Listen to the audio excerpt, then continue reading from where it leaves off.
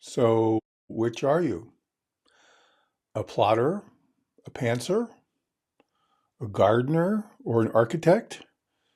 A traveler or a map maker? Or a sketch artist? Or a draftsman? You get the idea. Do you know? Do you care? Are your eyes rolling up in your head at this point and wondering, why are we even asking this question? If they're not, they should be. I will explain all in this video on plotting versus pantsing and why this is one of the stupidest arguments or non-arguments in the creative writing world. Let's take a closer look. Hi, I'm Jeff Lyons, founder of StoryGeeks.com and author of a bunch of books on story development, including Anatomy of a Premise Line and Rapid Story Development. And this is going to be a fairly short video, but I think it's an important one because every once in a while I decide I'm going to do a little rant on one of the creative writing memes that everybody buys into and thinks is important and turns out to be a lot of vaporware. Like, 3-act structure, like it's important. And then you've got to use 3-act structure. No, you do not. And theme, that you can't write anything without a theme. Theme is what guides everything and its structures. No, it does not. And those kinds of things. This one is right up there with those very common misconceptions and non-arguments about whether you're a pantser or a plotter. Now, it should come as no surprise that this argument has been around for a long time. Well, actually, it hasn't. There has been historically, and this is kind of interesting, a argument or a discussion that's taken place within the creative writing world on design versus discovery writing, which is very old, actually. Started in about the early 1800s with an author by the name of Collidge, who did a series of lectures on Shakespeare and raised the question of organic form versus mechanical form in terms of writing. Is one determined by structure or is one determined by intuition? And this is a really interesting argument or a really interesting discussion, but it morphed over a couple of hundred years and became very, very big with poets, especially. Maybe no surprise there. In the 1960s, this was a really, really big debate that was going on in the creative writing world and continues to this day at some level.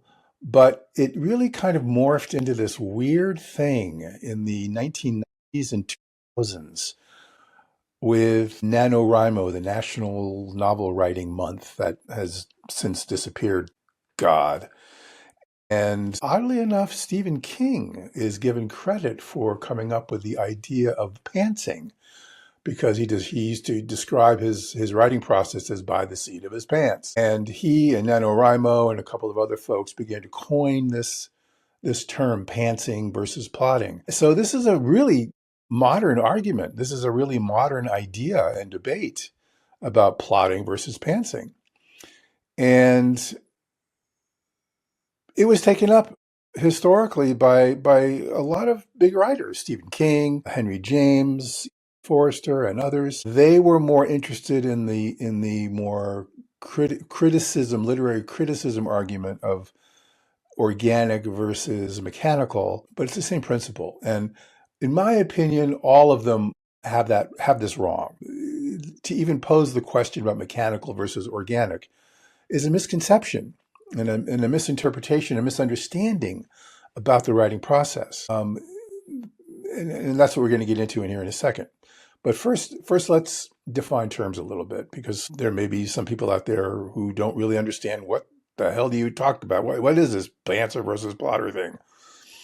Well, the idea is that if you're a pantser, that means you're writing by the seat of your pants. It means you don't do plot. You don't organize your thoughts. You don't think too hard or at all about how your characters are going to act or what they're going to do or what your story's even going to be.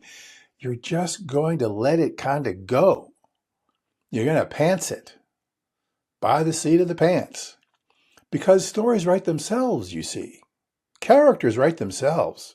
If you're attuned to your creative process, if the muse are talking to you and communicating with you, if you're one with the writing process, yeah, I'm being a little cynical here, I get it, then these ideas will come to you and the story will just come forth and flow and you will be in the groove, etc., etc.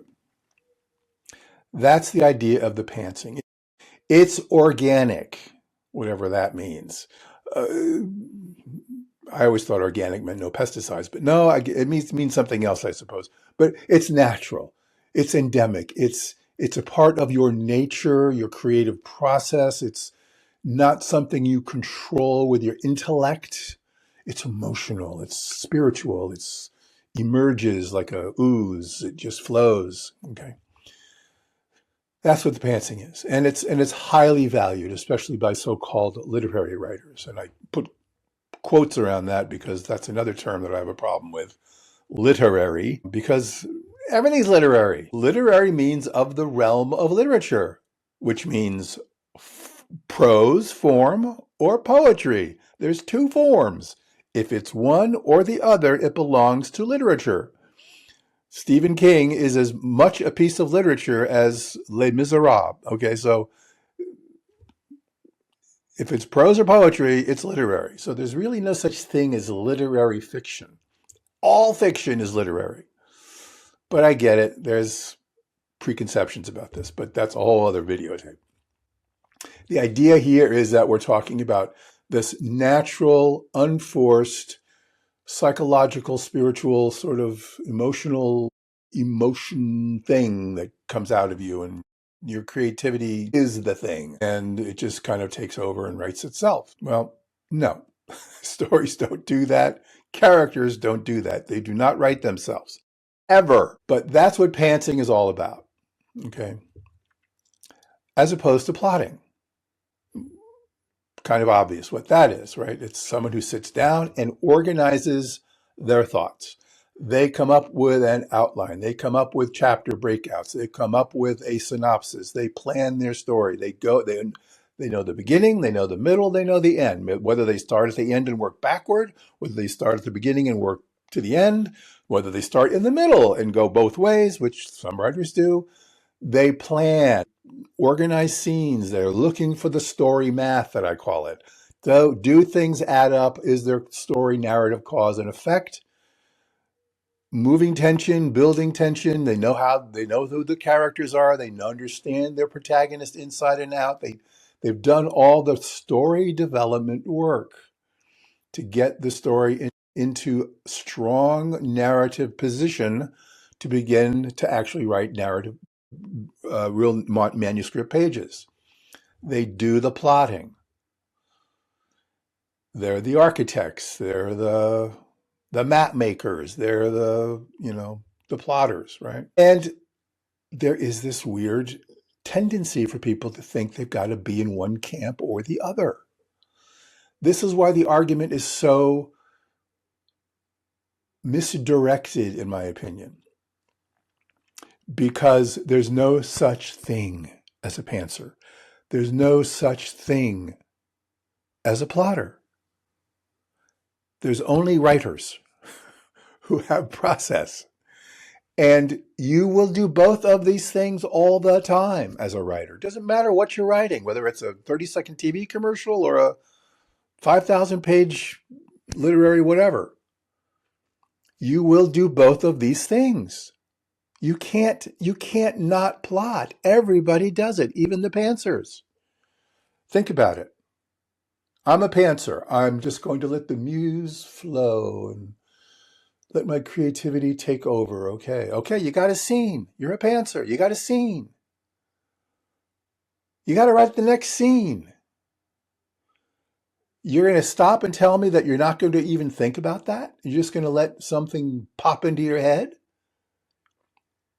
I defy you to prove to me that when you write scene A and you're going to have to now write scene B, that you're not going to think, is scene B, as I'm moving forward in the story, going to make logical story sense?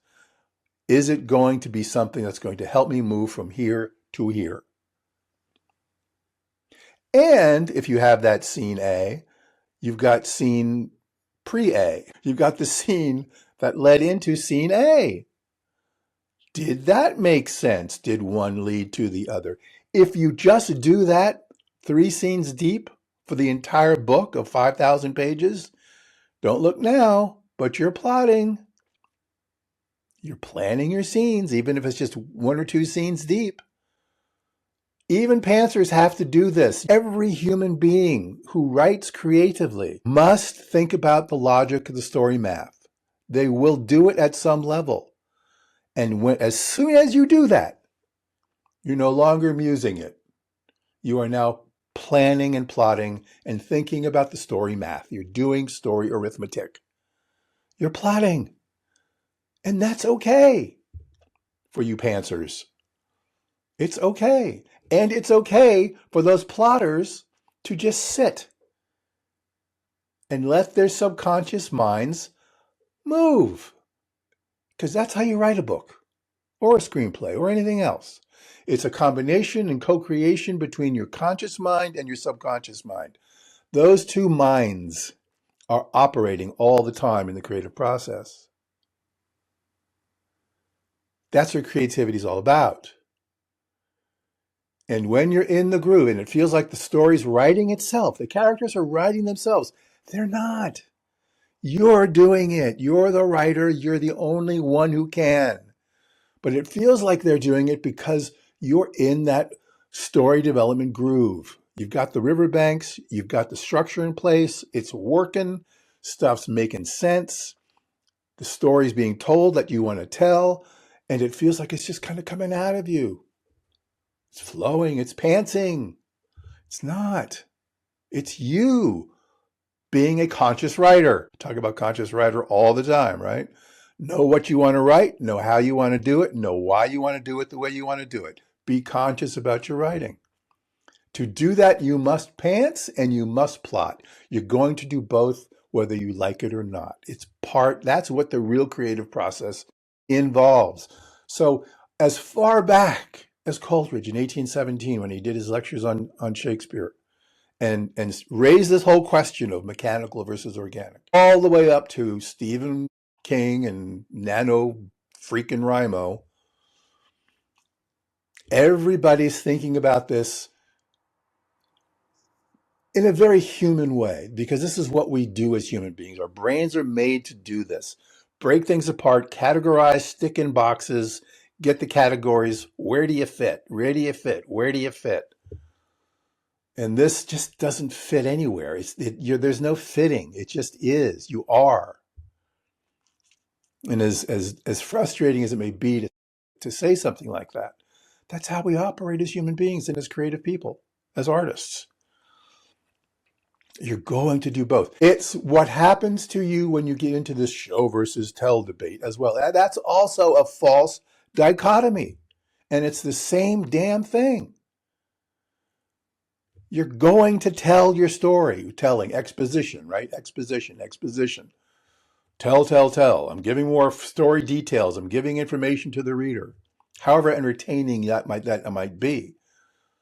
But you're just info dumping, right? Exposition. The enemy of the screenwriter, exposition. The friend of the long form prose writer is exposition. Two different approaches to exposition and information. But everybody tells. You got to tell. And you got to show. You got to take the telling, and you must take the internal from the characters and externalize that into the story world as behavior. That's what showing is all about. It's taking the internal, and making it external for the story world so we can see it in action. You're never only doing one. You're never just there or there. You're both places all the time. The trick is knowing when to do one and not the other. The trick is to know when to pants and when to plot. That's the trick. That's the conscious writer in you, knowing what you're doing, why you're doing it. So that's the debate. It's a false debate. It's a false dichotomy to make about the writing process. It forces you into a box you don't necessarily have to be in, and may actually inhibit and stop you and interfere with your creative process by thinking you've got to be one or the other. This isn't a fence that you sit on and then fall on one side or the other. No. If it is a fence, there's a gate. Go through the gate, walk back and forth as you need to.